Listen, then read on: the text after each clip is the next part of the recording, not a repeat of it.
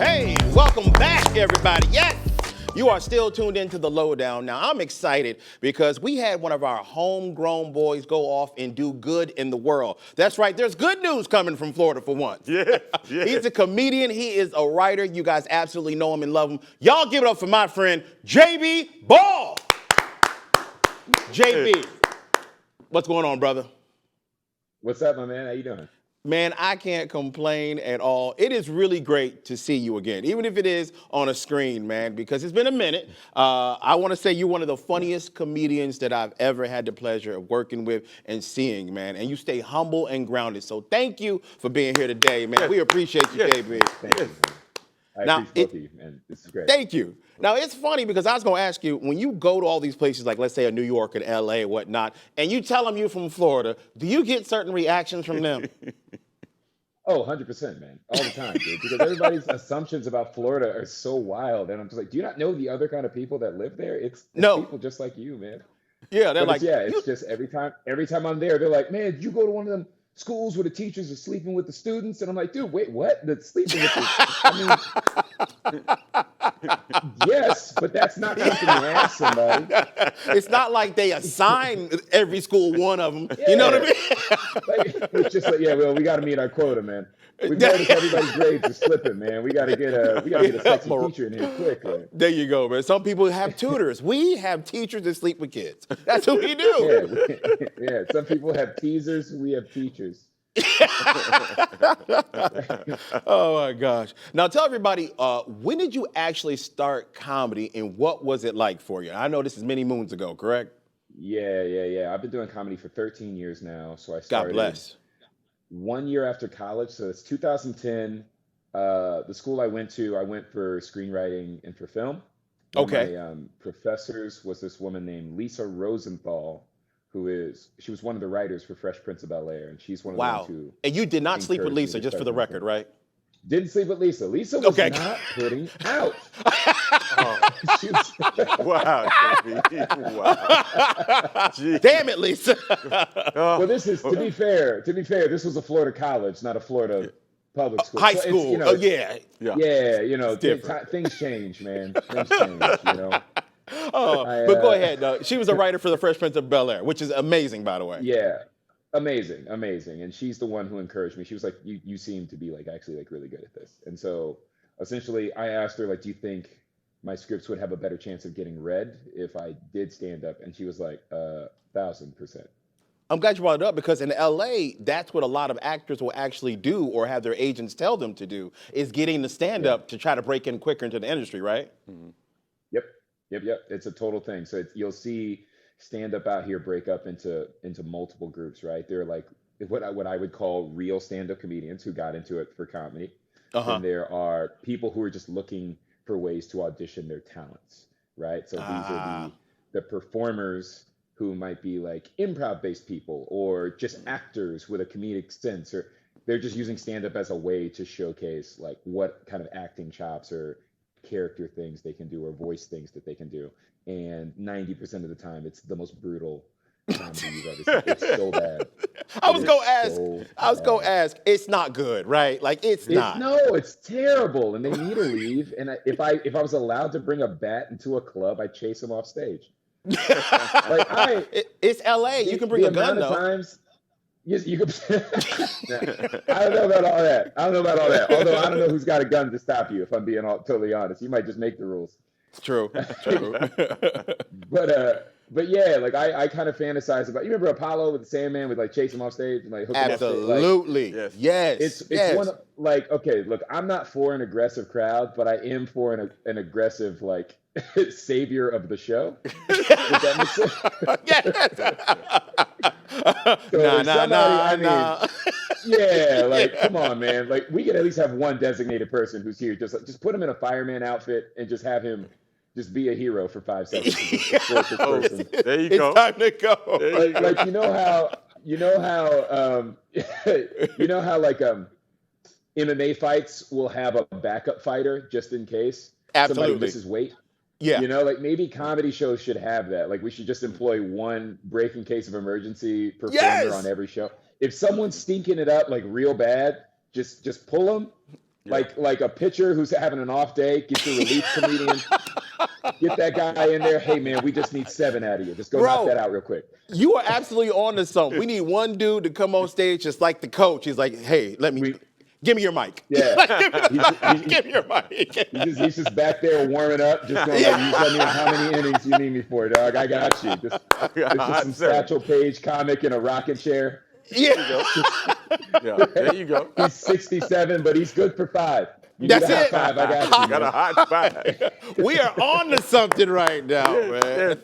Yes, man. Damn it, JB Bone. Now I want to talk about all the wonderful things that you have done. I want to give you your flowers, man. You've done some amazing things. You've written for Kevin Hart and Snoop Dogg. Yeah. Oh, wow. And Keenan. And Keenan, bro. Come on, talk about this. just Bro, drop it you a in there. ghostwriter for Snoop Dogg. Come on. Yeah. There you go. Y'all Definitely, remember la da da da da? That was JB, man. I don't know about all that. I mean, that's back with the murder charge, right? That wasn't me. I wasn't around in those days. I wasn't around. No, but let's talk about that for a second. You worked for Peacock when they were doing the Olympic coverage, and you actually got to write for Snoop Dogg and Kevin Hart. Yeah. I mean, obviously an incredible experience. Like I've worked with Kevin before, so I do think that's part of why I got the job. Yeah. So I probably worked with Kevin 5, 6, 7 times at this point. It's like I'm losing count because it's just been in like a variety of different ways. But the thing is, like when you work with somebody enough or you've studied somebody enough and you know how seriously I take writing and how proficient I try to be with it, you just sort of learn somebody's voice and someone's tendencies. And I'm just one of those people who you can bring in and just sort of write for his voice to help make his job easier. Like, to be clear, like when you're writing for Kevin is still a comedic superstar. Amen. So it's not like I'm the one making him funny. It's like I'm the one giving him ammunition to be his type of funny. Got it. That makes sense? Got it. It definitely does. I have to understand like what his strengths are so that when he's seeing it, he can go, I know what I want to do with this. Right. Gotcha.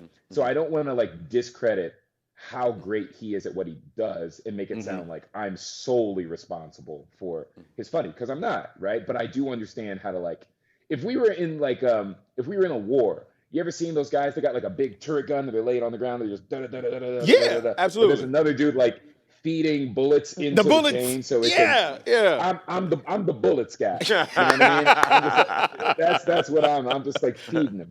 Hey, but I will say both of those dudes are important because without you, that'd be his ass. Oh yeah. So yeah. Oh no. Don't. I'm taking credit for the success of the show. But I just wanted to be like, Kev does such amazing heavy lifting. I'm telling you, man. People don't understand when they see the final product versus seeing him do it in real time. If you knew the circumstance he was executing that stuff under, and how much he's bringing to it versus what's there on the page. Got it. I've never seen anyone do something remotely close to that. I'm telling you, it's crazy. It's truly inspiring, and it really lets you know like there are levels to it. And if I ever reach that level, I've got such a cool learning experience to pull from where I go like, well, how would Kev have done this? Because he probably would have taken this and done this, and he would have played this up. And he's so good at keeping the room in a good space to work. Like, you're allowed to take chances as a writer. There are times where like something was really good, but he's not going to use it, but he'll take the time to be like, hey, writers, like that was really good though. I see what you're doing. That was really cool. Nice. So he seems to be one of those guys that gives back a lot to comedy though. And that's why I continue to be a fan of Kevin Hart each and every day, for sure. man. Yeah. I mean, I let's talk about nothing but good things to say about that guy.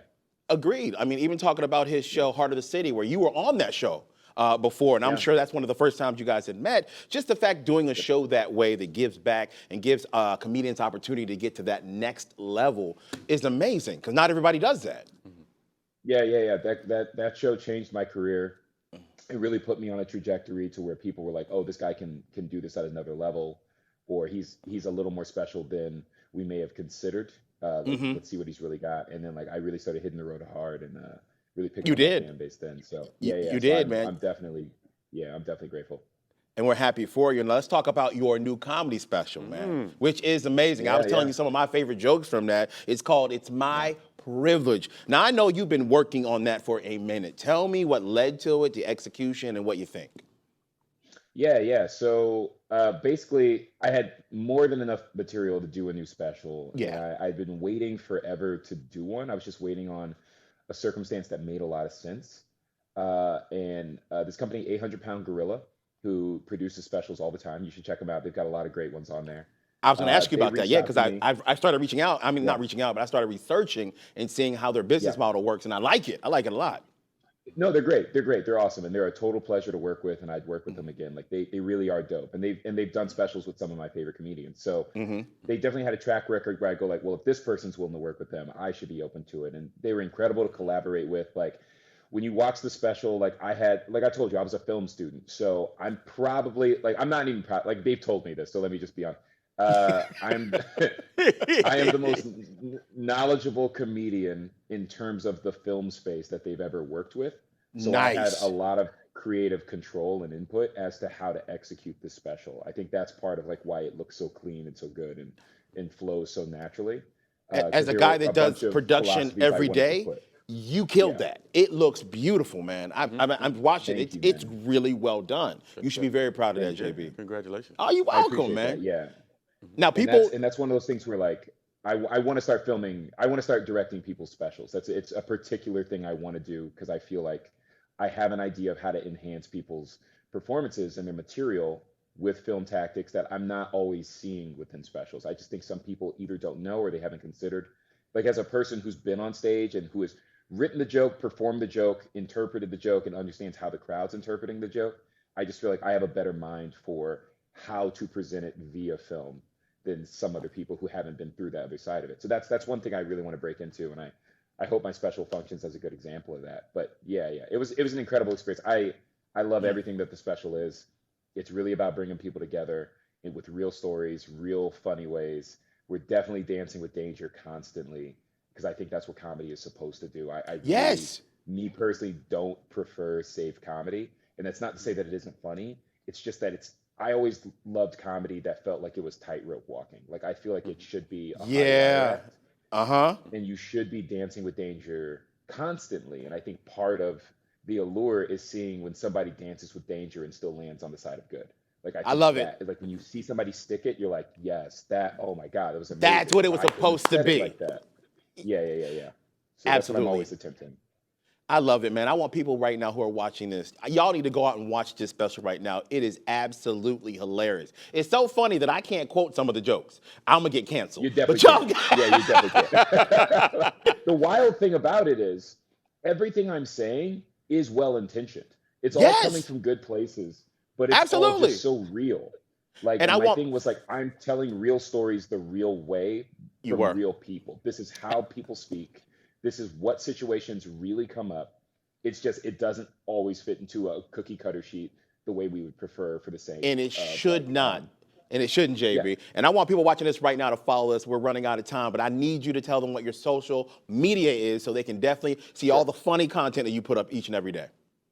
Yeah. That'd be great. So to follow me on Instagram or TikTok or Twitter or Threads or any of that stuff, it is all the same. It is at Ball for President. That's the word ball. That's my last name. The number four, and then president. And if you can't spell that, I can't help you. So you're probably not my demo if you can't spell that. Brother, thank you so Yeah. much for being with me today, man. I absolutely had a pleasure. Thank Can't you. wait to see you in person. On behalf of myself, Mr. James John, my wonderful guest, JB Ball, and as always, tight Mike Randolph. Thank y'all for tuning in. We'll see y'all tomorrow. Wonderfully done, man. Thank y'all. Yes. Oh, oh, what? Oh, me? Yes. All for you. All for you. Oh, thank y'all so much. Mike, they love us. They are prepaid. They, sir. all right, nice. There you go. Yeah. I will pay you back. Sure. Never. But All thank right. you.